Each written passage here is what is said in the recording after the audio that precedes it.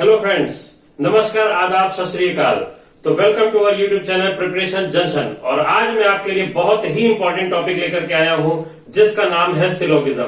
इसमें बहुत ज्यादा बच्चे ऐसे हैं जो कंफ्यूज रहते हैं, लेकिन ये मेरा दावा है अगर आज आप इस वीडियो को अंत तक देखते हैं तो आज के बाद आपको कभी भी सिलोगिज्म में कोई कंफ्यूजन नहीं होगी। तो बने रहिए हमारे इस वीडियो के साथ और अंत तक जरूर देखें।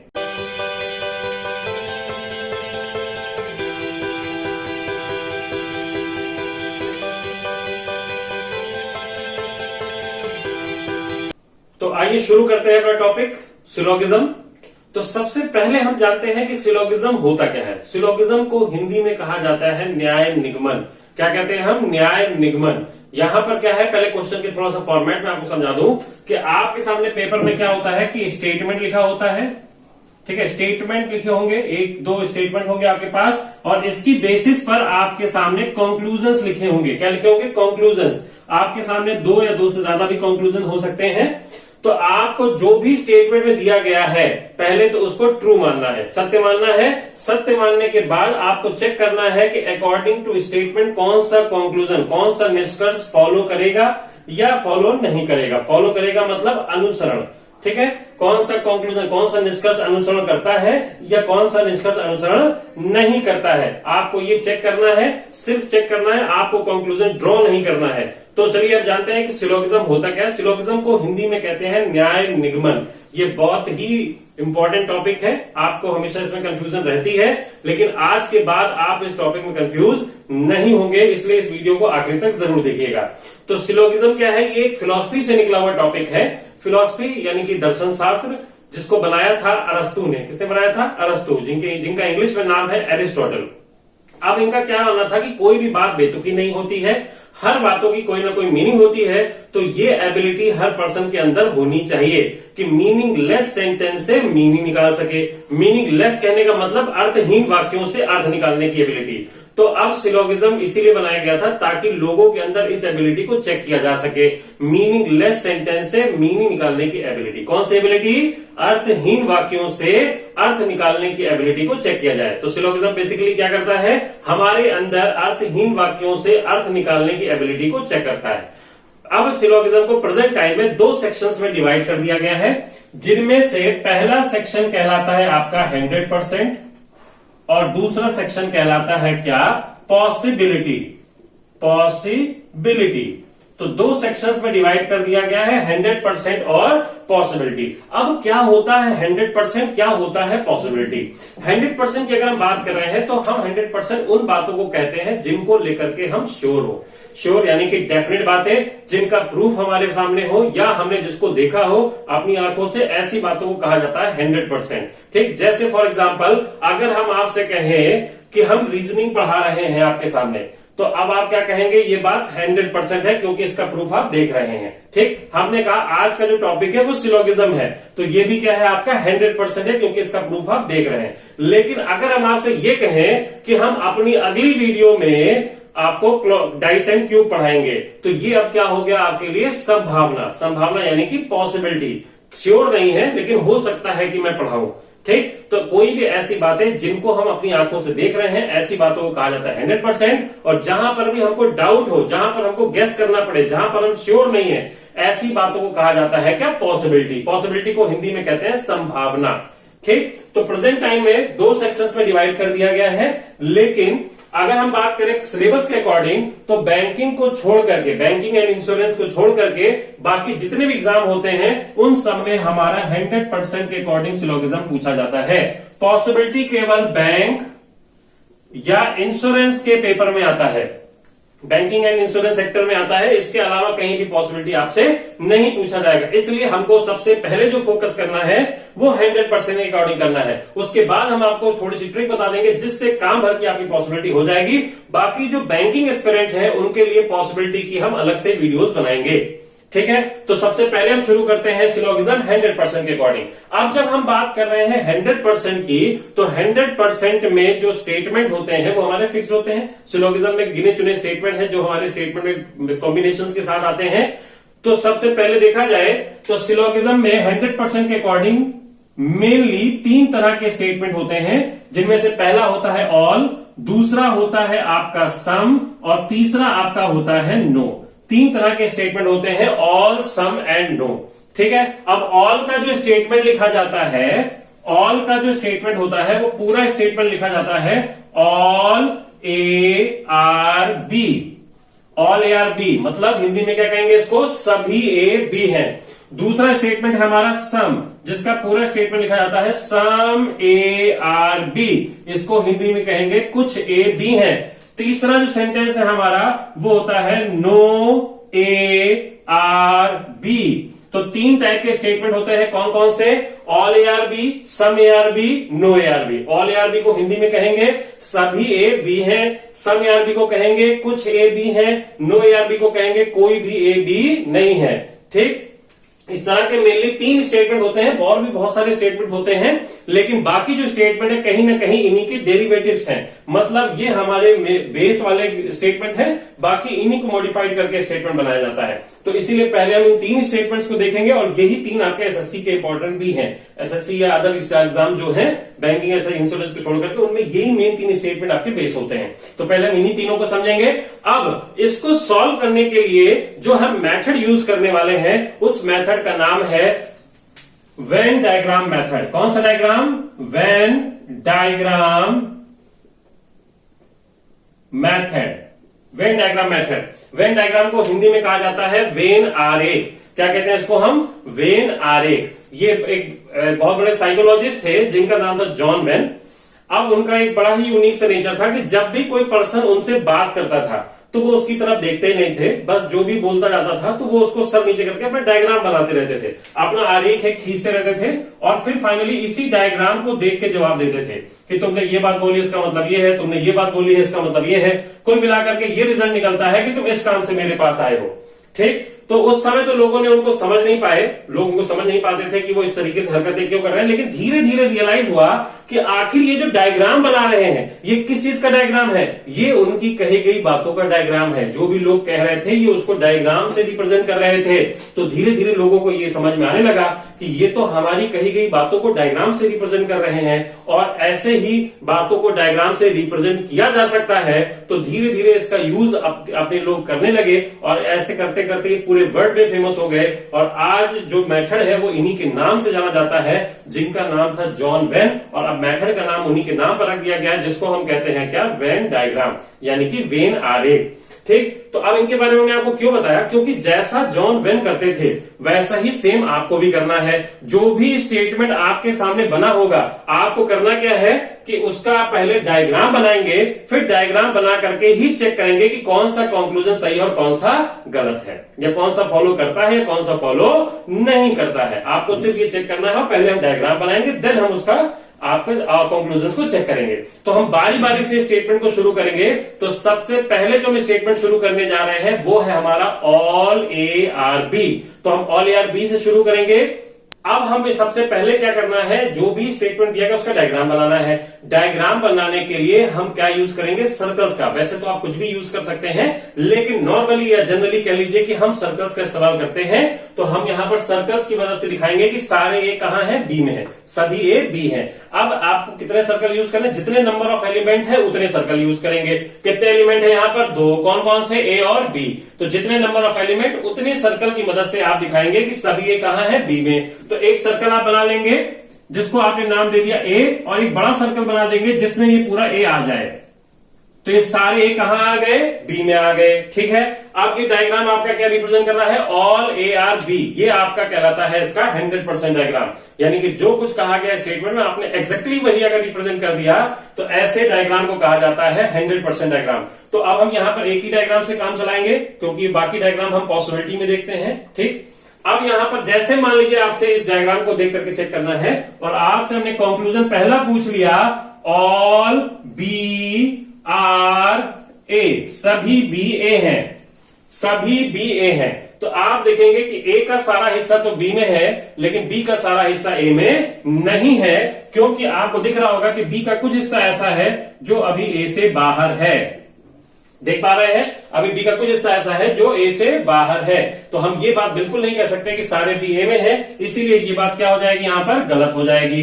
अगर दूसरा कंक्लूजन हम आपसे पूछ लें, सम ए आर बी, कुछ ए बी है। तो आपको दिख रहा होगा कि जब सारा ए बी में है तो ये कुछ ए बी है, ये कैसे कहा जाए सर? इसमें भी आपको थोड़ी सी कंफ्यूजन होती है कि जब सारे हैं तो कुछ की बात कैसे कर सकते हैं, लेकिन अगर इसको हम प्रैक्टिकली समझें तो हमें ज्यादा समझ में आएगा। जैसे हमने कहा कि ये सभी मार्कर मेरे हैं, ठीक, ये सभी मार्कर मेरे हैं। अगर इनमें से एक मार्कर हमने ले लिया और कहा ये मार्कर मेरा है, तो बात सही होगी कि गलत?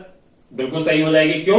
क्योंकि जब सभी है मेरे हैं तो ये भी मेरा होगा। इसी तरीके से जब ए का सारा हिस्सा बी में है तो अगर ए का कुछ हिस्सा आप ले लेते हैं तो वो ऑटोमेटिकली कहां का हिस्सा हो जाएगा? बी का हिस्सा हो जाएगा। इसीलिए ये बात हमारी क्या हो जाएगी? 100% सही हो जाएगी। तीसरा कंक्लूजन अगर हम यहां से पूछें, सम बी आर ए, कुछ बी ए है, सम बी आर ए, कुछ बी ए है। तो अब आप देखेंगे कि बी का सारा हिस्सा तो ए में नहीं है, लेकिन अभी भी आप देख सकते हैं कि ये जो पूरा ए है ये कहां है? बी में। और बी के कितने हिस्से में है? कुछ हिस्से में है। इसका मतलब बी का कुछ हिस्सा कहां है? ए में है। तो ये जो ए है ये पूरा बी का ही तो कुछ हिस्सा है। इसका मतलब बी का कुछ हिस्सा कहां पर है? ए में है। तो ये बात भी हमारी यहां पर क्या हो रही है? 100% सही हो जा रही है। अब अगर इसी तरीके से यहां पर पूछ लिया जाए, some B are not A, कुछ बी ए नहीं है। अगर आपसे यहां पे पूछ लिया जाए कि some B are not A, कुछ बी ए नहीं है, तो आपको बिल्कुल दिख रहा होगा कि बी का कुछ हिस्सा ऐसा है जो अभी ए में नहीं है। तो इसके अकॉर्डिंग ये 100% क्या हो जा रहा है? सही हो जा रहा है। ठीक, लेकिन इसको हमें सही नहीं करना है, ये हमारा गलत हो जाएगा। क्या हो जाएगा? ये गलत हो जाएगा। क्यों गलत हो जाएगा? आप इसके लिए एक रूल लिख लीजिए। आप देख सकते हैं, यहां पर देखकर नोट कर लीजिएगा कि यदि पॉजिटिव कथन दिया हो तो नेगेटिव निष्कर्ष गलत मानते हैं। ठीक है, if positive statement is given then negative conclusion is considered to be wrong. यानी कि यदि पॉजिटिव कथन दिया हो तो नेगेटिव निष्कर्ष गलत मानते हैं। कहने का मतलब क्या हो गया? पॉजिटिव नेगेटिव क्या होता है? क्या होता है पॉजिटिव स्टेटमेंट, क्या होता है नेगेटिव स्टेटमेंट, है ना? तो पहले पॉजिटिव स्टेटमेंट नेगेटिव स्टेटमेंट डाल लें। पॉजिटिव एंड नेगेटिव स्टेटमेंट, क्या होता है पॉजिटिव, क्या होता है नेगेटिव? पॉजिटिव की बात करें तो कोई भी ऐसे सेंटेंस, यहां पे क्योंकि सब कुछ मीनिंगलेस चल रहा है तो हमें मीनिंग में तो जाना ही नहीं है। ठीक, तो जो भी कथन आपके पॉजिटिव वही होंगे जिनमें नो या नॉट का इस्तेमाल नहीं होता है। ऐसा कोई भी स्टेटमेंट जिसमें नो या नॉट का इस्तेमाल नहीं होता है, ऐसे स्टेटमेंट या ऐसे वाक्य को कहा जाता है, सेंटेंस को, पॉजिटिव सेंटेंस। समझ गए? अगर यहां पर बात करें किसी भी सेंटेंस में नो या नॉट का इस्तेमाल होता है तो ऐसे वाले सेंटेंस को कहा जाता है क्या? Negative sentence. तो क्या होता है पॉजिटिव? यहां पर मीनिंग में बिल्कुल भी नहीं जाना है। समझ गए? क्योंकि मीनिंगलेस सेंटेंस से मीनिंग निकाल रहे हैं आप, यहां पे मीनिंग तो जाना ही नहीं है, क्योंकि सारे सेंटेंस आपको बेतुके ही मिलेंगे। जैसे कह दिया गया कि सभी बिल्ली कुर्सी हैं, तो बिल्ली तो कुर्सी हो ही नहीं सकती है ना। तो इसलिए आपको देखना है कि पॉजिटिव की बात कर रहे हैं तो पॉजिटिव मतलब जिसमें नो या नॉट का इस्तेमाल नहीं हो रहा है, ऐसे सेंटेंस को कहा जाता है पॉजिटिव सेंटेंस। जिसमें नो या नॉट का इस्तेमाल हो रहा है ऐसे सेंटेंस को कहा जाता है नेगेटिव सेंटेंस। जैसे हमने कहा कि all reasoning are important, all reasoning are important. अब देखा नो नॉट का इस्तेमाल नहीं हो रहा है तो ऐसे सेंटेंस को कहा जाएगा पॉजिटिव। ठीक, आईबीपीएस इज नॉट इंपॉर्टेंट। ठीक, IBPS is not important, IBPS important नहीं है। जहां आपने नहीं शब्द देख लिया इसका मतलब वो सेंटेंस क्या हो जाएगा? गलत हो जाएगा। समझ गए? यानी कि वो एक नेगेटिव सेंटेंस है। तो हम क्या रूल कह रहे हैं कि अगर पॉजिटिव कथन दिया हो, आप देख लीजिए जो आपके सामने जो स्टेटमेंट दिया गया है ये क्या है? पॉजिटिव है। कैसे पता चला पॉजिटिव है? क्योंकि कहीं भी नो या नॉट का इस्तेमाल नहीं हो रहा है। ठीक, और जो हमारा कंक्लूजन है ये कैसा है? नेगेटिव है। कैसे पता चला नेगेटिव है? क्योंकि यहां पर नॉट का इस्तेमाल हो रहा है। तो अगर आपने देखा कि पॉजिटिव स्टेटमेंट है और नेगेटिव कंक्लूजन है तो गलत हो जाएगा। और इसका उल्टा कि अगर नेगेटिव कथन दिया होगा और पॉजिटिव कंक्लूजन पूछा जा रहा है तो भी गलत हो जाएगा। समझ गए? यानी कि वाइस वर्सा, दोनों तरफ से फॉलो करेगा। जहां अपोजिट कॉम्बिनेशन हुआ कि स्टेटमेंट पॉजिटिव है, कंक्लूजन नेगेटिव है तो भी गलत, और अगर स्टेटमेंट नेगेटिव है, कंक्लूजन पॉजिटिव है तो भी गलत। समझ गए होंगे? तो ये रूल अच्छी तरीके से दिमाग में बिठा लीजिए कि पॉजिटिव स्टेटमेंट दिया होगा तो नेगेटिव कंक्लूजन गलत होगा, एंड वाइस वर्सा, यानी कि नेगेटिव कथन दिया होगा तो पॉजिटिव कंक्लूजन गलत हो जाएगा। तो ये रूल अच्छी तरीके से दिमाग में बिठा लीजिए। तो हमें ज्यादा दिमाग नहीं लगाना है, क्योंकि स्टेटमेंट हमारा पॉजिटिव है, कंक्लूजन नेगेटिव है, तो ये ऑटोमेटिकली ही गलत हो जाएगा। अब हम आपको एक डायग्राम दिखाते हैं उस डायग्राम को पहले हम आप समझ लेंगे, उसके बाद हम क्वेश्चंस करने में थोड़ा सा और हमें आसानी हो जाएगी। ठीक है, तो पहले हम आपको एक डायग्राम के थ्रू थोड़ी सी ट्रिक समझा देते हैं, जिससे हमें ज्यादा दिमाग नहीं लगाना पड़ेगा और आपके क्वेश्चन कभी भी गलत नहीं होंगे, ना आप कभी कंफ्यूज होंगे। तो हमारी इस वीडियो को अंत तक देखते रहिएगा, बिल्कुल भी छोड़िएगा नहीं, क्योंकि आज अगर आपने सिलोगिज्म में से पढ़ लिया तो अब आपको इस टॉपिक में कभी भी कोई दिक्कत नहीं होगी। तो चलिए हम देखते हैं अपना डायग्राम। तो देखिए, आप देख सकते हैं डायग्राम, आपके सामने एक डायग्राम बना हुआ है, जिसमें आपने देखा कि दो तरह के एरो बने हुए हैं। एक एरो अंदर से बाहर की तरफ जा रहा है, दूसरा एरो बाहर से अंदर की तरफ आ रहा है। ठीक, अब यहां पर जो दो एरो हैं, ये दो तरह की डायरेक्शन को रिप्रेजेंट करते हैं।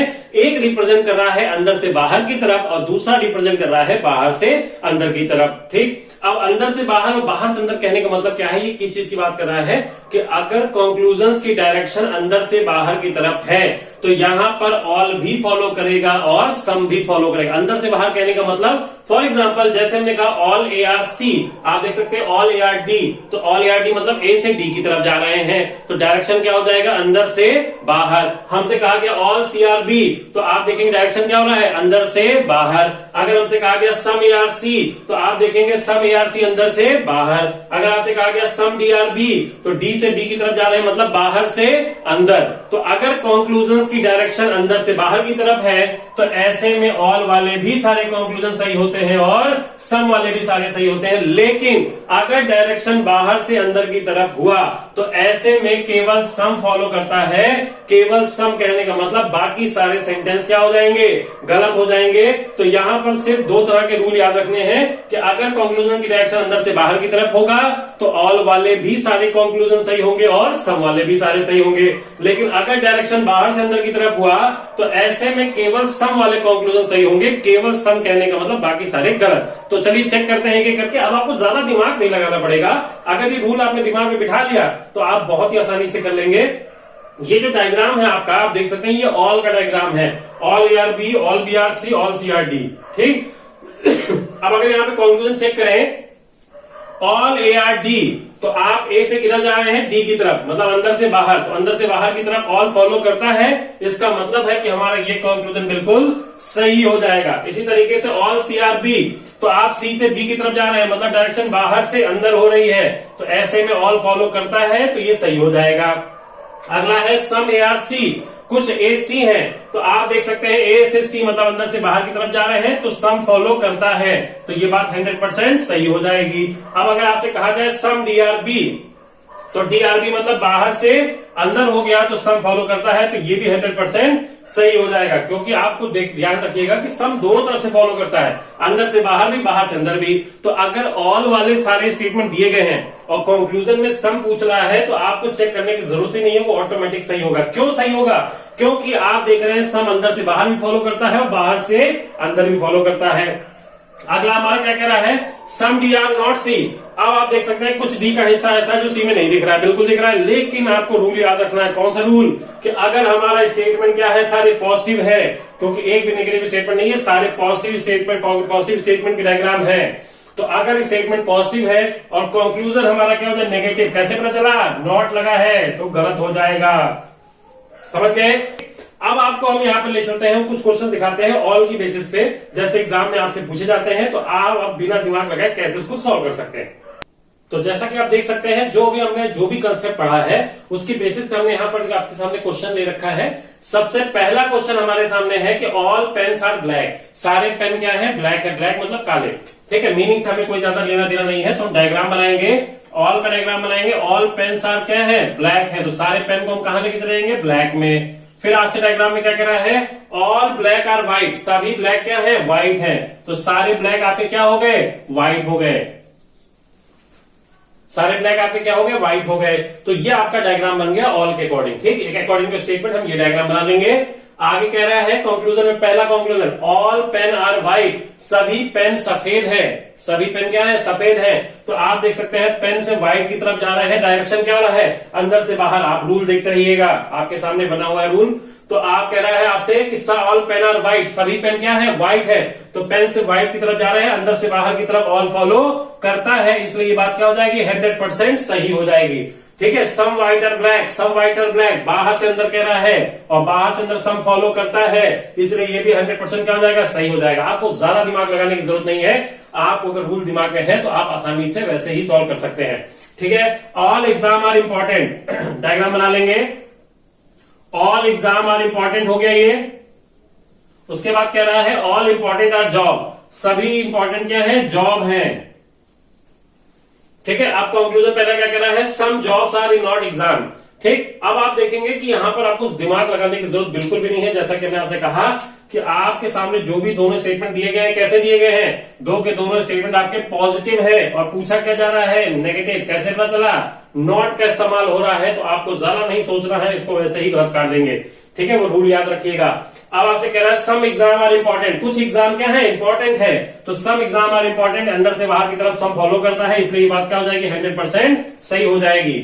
ठीक है दोस्तों, इस तरह से क्वेश्चंस आपके ऑल में बनते हैं, तो इस तरीके से आप बड़ी ही आसानी से बिना दिमाग लगाए सॉल्व कर सकते हैं। आपकी सारी कंफ्यूजन आज मुझे खत्म करनी है, इसलिए इस वीडियो को आखिर तक देखते रहिएगा। तो चलते हैं अगले अपने स्टेटमेंट की तरफ, जो कि हमारा क्या है, सम, जिसका पूरा सेंटेंस है सम ए आर बी। तो सबसे पहले हम सम ए आर बी का डायग्राम बना लेते हैं। सम ए आर बी का डायग्राम बनाने के लिए हमने जैसा कि आपसे कहा था कि दो सर्कल्स का इस्तेमाल करेंगे, क्योंकि यहाँ दो एलिमेंट है। तो कैसे बनाएंगे आप, अभी तक आपसे सारा ये बी में बना गया था, तो आपने पूरे ए को बी में बना दिया था, लेकिन अब यहां पर सिर्फ बात करना है सम पार्ट की। तो हम ए को पहले बना लेंगे और ए का जो सम पार्ट है वो कहां लेके चले जाएंगे, बी में लेके चले जाएंगे। तो ए का हम कुछ हिस्सा लेकर के बी में चले गए। तो अब ये जो डायग्राम क्या रिप्रेजेंट कर रहा है कि ए का जो कुछ हिस्सा है वो कहां पर आ चुका है, बी में आ चुका है। ठीक है। अब ए का अगर कुछ हिस्सा बी में गया है तो एक काम ऑटोमेटिकली हो रहा है क्या, कि बी का भी कुछ हिस्सा कहां आ गया होगा, ए में आ गया होगा। तो इसका मतलब ये जो आपको कॉमन पार्ट दिख रहा है, ये दोनों में कॉमन है। जो शेडेड पार्ट है ये दोनों में कॉमन, मतलब ए में भी मौजूद है और बी में भी मौजूद है। तो अब अगर इसकी बेसिस पे आपसे कंक्लूजन पूछे जाए, पहला कंक्लूजन जैसे हमने आपसे पूछा कि सम बी आर ए, तो आप देख के बता सकते हैं कि ए का कुछ, ये दोनों हिस्से दोनों में कॉमन है अगर स्टेटमेंट वाला पार्ट, तो B R A, some B R A भी आपका यहां पर क्या हो जाएगा, 100% फॉलो करेगा। दूसरा, अगर हम आपसे पूछे कि some A are not B, some A are not B, तो बताइए सही होगा कि गलत, गलत होगा। क्यों, क्योंकि स्टेटमेंट हमारा क्या है, पॉजिटिव है और पूछा क्या जा रहा है, नेगेटिव। अब आपको लग रहा होगा, दिख तो रहा है कि ए का कुछ हिस्सा बी में नहीं है, ठीक है, बिल्कुल दिख रहा है, लेकिन दोस्तों हमने आपसे एक रूल याद रखने को कहा है, तो उस रूल को आप दिमाग में जरूर रखिएगा कि अगर स्टेटमेंट हमारा पॉजिटिव है, कंक्लूजन नेगेटिव है, तो आपको अपना दिमाग नहीं लगाना है, गलत काट देना है, जब तक कि नेगेटिव स्टेटमेंट ना इंक्लूड हो जाए। ठीक है, तब तक आपका ये रूल पूरी तरीके से फॉलो करेगा और आप इसको इस्तेमाल करते रहेंगे। ठीक है, आगे अगर हम आपसे यहां पर पूछ लें तीसरा conclusion, all A are B, सभी ए बी हैं, तो आप देख सकते हैं जब कुछ की बात हो रही है तो सारे ए बी में कैसे हो सकते हैं, इसलिए ये बात 100% क्या हो जाएगी, गलत हो जाएगी। तो इस तरीके से हम सम के रूल्स को दिमाग में रखेंगे। और अब देखते हैं सम की बेसिस पे क्वेश्चंस। तो देख सकते हैं आपके सामने यहाँ पे हमने क्वेश्चंस ले रखे हैं सम की बेसिस पे। तो सबसे पहले क्वेश्चन को देखते हैं, आपसे कहा जा रहा है सम ए आर बी, तो पहले हम डायग्राम बना लेंगे। सम ए आर बी मतलब ए का कुछ हिस्सा कहां चला गया, बी में चला गया।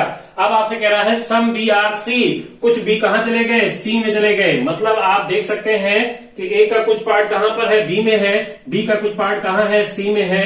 और इस तरीके से आप देखेंगे जो रिलेशन हमको दिया गया है इस डायग्राम में, आपको ये भी समझ लेना है कि जो रिलेशन दिया जा रहा है वो ए और बी के बीच में दिया जा रहा है, बी और सी के बीच में दिया जा रहा है, और ए और सी में ना हमें कोई रिलेशन दिया गया है और ना ही इनका कोई भी हिस्सा कॉमन है। तो जब किसी दो एलिमेंट्स के बीच में ना हमें कोई रिश्ता दिया हो और ना इनके बीच में कोई चीज कॉमन हो, तो इनको कहा जाता है क्या, कांट से। क्या कहते हैं इनको हम, कांट से, मतलब कुछ कहा नहीं जा सकता है। और जब कुछ कहा नहीं जा सकता तो मतलब मामला डाउटफुल है, और अगर डाउटफुल है तो 100% केस में ऐसे कंक्लूजन्स को गलत माना जाता है। समझ में आ गई दोस्तों बात। आप देख रहे हैं ए और बी में कुछ हिस्सा कॉमन है, बी और सी में कुछ हिस्सा कॉमन है, लेकिन ए और सी में कोई भी हिस्सा कॉमन नहीं है। और अगर कोई हिस्सा कॉमन नहीं है तो इसका मतलब कोई भी बात यहां पर 100% सही नहीं होगी, क्योंकि ये मामला क्या है, कांट से का है। तो कांट से के केस में अगर कोई भी कंक्लूजन आपको दिखता है तो 100% केस में वो क्या होगा, गलत माना जाता है। ठीक है, ठीक। अब यहाँ पर आप देख सकते हैं पूछा जा रहा है सम ए आर सी, मतलब यहाँ किसके किसके बीच में पूछा जा रहा है, ए और सी के बीच में पूछा जा रहा है। अब ए सी के बीच में हमें कोई रिलेशन तो पता नहीं, मतलब कांड से है, और कांड से होने की वजह से ये क्या हो जाएगा, गलत हो जाएगा। ठीक है, आगे कह रहा है some B are not A, कुछ भी ए नहीं है, क्योंकि यहाँ पर नेगेटिव इस्तेमाल किया जा रहा है और स्टेटमेंट दोनों हमारे पॉजिटिव है, तो क्या हो जाएगा, गलत हो जाएगा। तो दोस्तों आप देख सकते हैं कि हमें ज्यादा दिमाग लगाने की जरूरत नहीं है, जितना ज्यादा आप दिमाग लगाएंगे उतना कंफ्यूज होंगे, तो आप डायरेक्ट इसको इस तरीके से सॉल्व कर सकते हैं। देखते हैं हम अगला क्वेश्चन अपना। सम रेड आर शर्ट, कुछ रेड क्या है, शर्ट है। सम रेड आर शर्ट, कुछ रेड शर्ट है। ठीक, उसके बाद सम शर्ट आर ग्रीन, कुछ शर्ट क्या है, ग्रीन है। ठीक है, इस तरीके से आपने डायग्राम बना लिया। अब कुछ रेड का हिस्सा शर्ट में है और कुछ शर्ट का हिस्सा ग्रीन में है, और रेड और ग्रीन में ना कोई हिस्सा कॉमन है, ना ही कोई रिलेशन दिया गया है, तो मतलब ये दोनों आपके यहां पर क्या हो जाएंगे, कांट से। क्या हो जाएंगे, ये कांट से। ठीक, तो अब आप देख सकते हैं सम शर्ट आर रेड, कुछ शर्ट रेड है, बिल्कुल सही बात, 100% सही हो गया। आगे कह रहा है नो रेड इज ग्रीन, कोई रेड ग्रीन नहीं है, तो आपको दिमाग लगाने की जरूरत ही नहीं, क्योंकि दोनों स्टेटमेंट पॉजिटिव है, पूछ हमसे नेगेटिव रहा है, तो ये ऑटोमेटिक क्या हो जाएगा, गलत हो जाएगा। ठीक है दोस्तों, इसी तरीके से अभी आपने क्या देखा, ऑल में हमने क्वेश्चंस किए, ऑल के हिसाब से, फिर हमने सम का स्टेटमेंट देखा और इसके क्वेश्चंस किए। अब हम नो का देखेंगे और उसके बाद हम तीनों को कोलैबोरेट करेंगे, मतलब तीनों को मिक्स करके क्वेश्चंस करेंगे, जो स्टेटमेंट होंगे वो कॉम्बिनेशंस के साथ होंगे। तो अगला जो हमारा टॉपिक है वो है हमारा क्या, नो ए आर बी। अगला स्टेटमेंट हमारा नो ए आर बी, मतलब कोई भी ए बी नहीं है। तो इस तरीके से आप देख सकते हैं, इसका डायग्राम कैसे बनाएंगे हम। पहले तो हम एक ए बना लेंगे, अब क्योंकि ए का कोई भी हिस्सा बी में नहीं है, इसलिए एक सेपरेट फिगर बनाएंगे जिसको हम नाम देंगे बी का। तो ये हो गया आपका नो ए आर बी, मतलब आप ए का कोई भी हिस्सा बी में नहीं है। ठीक है फ्रेंड्स, अब ए का कोई भी हिस्सा बी में नहीं है और ना बी का कोई हिस्सा ए में है, और इस नो के रिलेशन को हम कैसे रिप्रेजेंट करते हैं, एक लाइन खींच करके इस पे छोटा सा क्रॉस लगा देते हैं, ताकि जब कॉम्प्लेक्स फिगर्स हो, कॉम्प्लेक्स फिगर मतलब जैसे बहुत सारे जब डायग्राम दिए होंगे, तो आपको पता रहे कि किन दो के बीच में कांड से है और किन दो के बीच में नो का रिलेशन है, इससे कंफ्यूजन ना हो। तो आप क्या करते हैं, एक लाइन खींच करके क्रॉस मार देते हैं, ताकि हमको ये पता चलता रहे कि इन दोनों के बीच में हमें नो का रिलेशन गिवन है। तो लाइन खींच के क्रॉस लगाना मत भूलिए, क्रॉस आपके ऊपर है लेकिन लाइन खींचना तो जरूरी है। कोई ना कोई इंडिकेशन ऐसा बनाना होगा कि किन दो के बीच में हमको नो का रिलेशन स्टेटमेंट में गिवन है। ठीक है, अब यहां पर ए का कोई भी हिस्सा बी में नहीं है, तो एक काम ऑटोमेटिकली हो रहा है, बी का भी कोई हिस्सा ए में नहीं है।